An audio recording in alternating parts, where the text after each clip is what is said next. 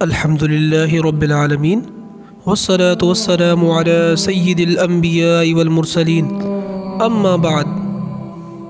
معزز سامعین کرام، آج ہم ایک عظیم اور بابرکت سورت کے فضائل پر گفتگو کرنے جا رہے ہیں۔ جی ہاں، میں بات کر رہا ہوں قرآن مجید کی ایک نہایت عظیم سورت الملک کی۔ رسول اللہ صلی اللہ علیہ وآلہ وسلم نے سورت الملک کی شان میں فرمایا، یہ سورت اپنی قاری کی سفارش کرے گی یہاں تک کہ اسے بخش دیا جائے گا۔ کیا خوبصورت خوشخبری ہے! ایک ایسی سورت جو قبر میں تنہائی کے عالم میں انسان کی حفاظت کرے گی۔ ایک اور حدیث میں آتا ہے، سورت الملک عذاب قبر سے بچاتی ہے۔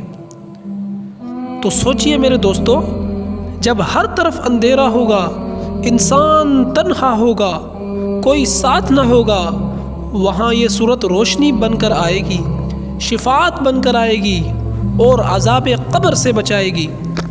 ایسی عظمت والی سورت کو ہم کیوں نہ اپنا معمول بنائیں۔ رسول اللہ صلی اللہ علیہ وآلہ وسلم کا معمول تھا کہ آپ ہر رات سونے سے پہلے سورت الملک کی تلاوت فرمایا کرتے تھے۔ آج ہمیں بھی چاہیے کہ ہم اپنے بستر پر جانے سے پہلے اس عظیم سورت کی تلاوت کو اپنا معمول بنا لیں۔ محترم بھائیوں اور بہنوں، سورت الملک محض الفاظ کا مجموعہ نہیں ہے، یہ اللہ تعالیٰ کی عظمت، اس کی بادشاہت اور اس کی قدرت کے بیان سے بھرپور ہے۔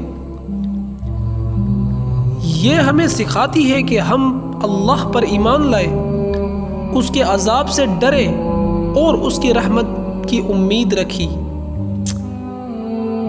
آج جب فتنے عام ہیں، دل غفلت میں مبتلا ہے، ہمیں ایسی صورتوں کی ضرورت سے پہلے سے کہیں زیادہ ہے، جو ہمارے دلوں کو جھنجھوڑے، ایمان کو تازہ کرے اور آخرت کی فکر پیدا کرے۔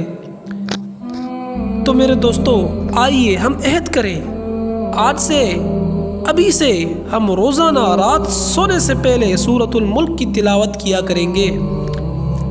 اپنے بچوں کو، اپنے گھر والوں کو بھی اس عظیم عمل کی تلقین کریں گے۔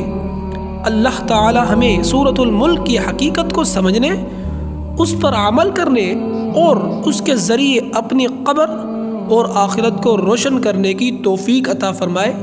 آمین یا رب العالمین۔